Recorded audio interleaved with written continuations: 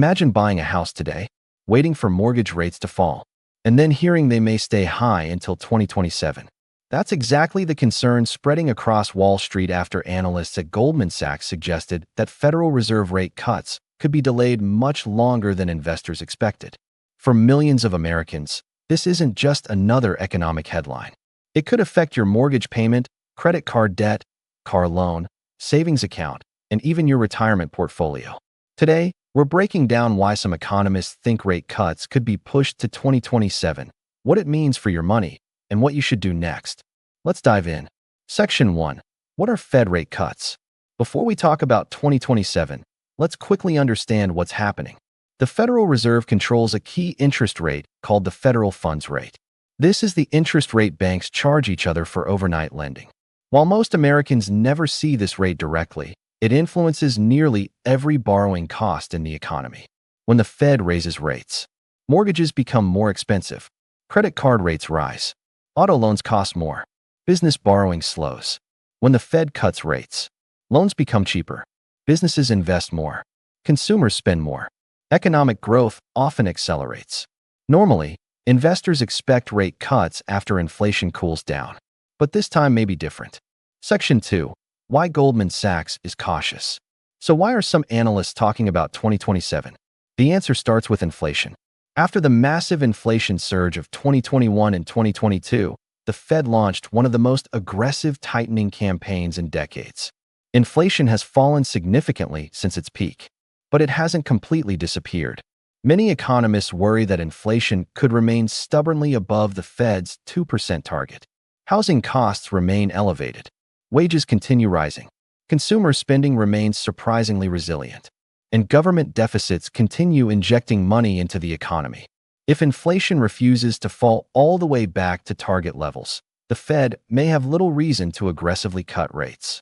In other words, the economy may not be weak enough to justify lower rates.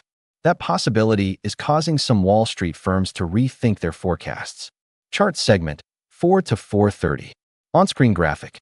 Narrator. This chart shows the relationship between inflation and interest rates. Notice how the Fed keeps rates elevated while inflation remains above its target. If inflation stays stubborn, rate cuts could be slower and smaller than investors expect. Section 3. What this means for mortgages. Let's start with homeowners. Mortgage rates don't move perfectly with Fed rates, but they're heavily influenced by them. If rates remain elevated for years, a typical 30-year mortgage could remain significantly more expensive than borrowers became accustomed to during the ultra-low-rate era. For homebuyers, that means higher monthly payments, lower purchasing power, tougher affordability conditions. For existing homeowners who locked in low rates during 2020 or 2021, staying put may continue to look attractive. This creates what's known as the lock-in effect. Millions of homeowners are reluctant to sell because doing so would require taking on a much higher mortgage rate. That can reduce housing inventory and keep home prices elevated. Section 4. Credit cards and consumer debt. Credit card users could face some of the biggest challenges. Most credit cards have variable interest rates. When the Fed keeps rates high, card issuers generally keep APRs elevated as well.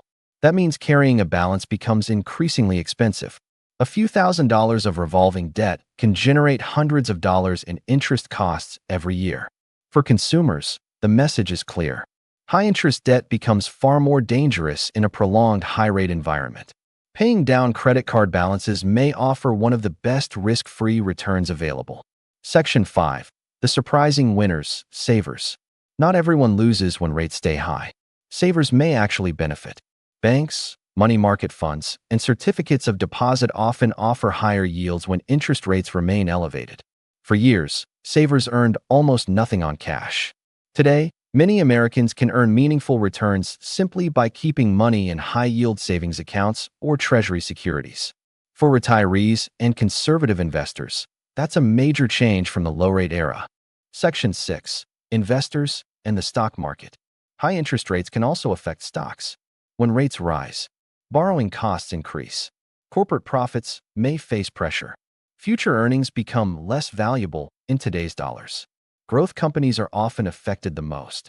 However, history shows that strong businesses can still thrive in higher-rate environments. Investors should remember that the stock market often reacts not just to rates themselves, but to expectations about future rates. If investors expect cuts and don't get them, markets can become volatile. So, are rate cuts really delayed until 2027? Nobody knows for certain. The Federal Reserve will ultimately make decisions based on inflation, employment, and economic growth. But the possibility of higher rates for longer is no longer a fringe idea.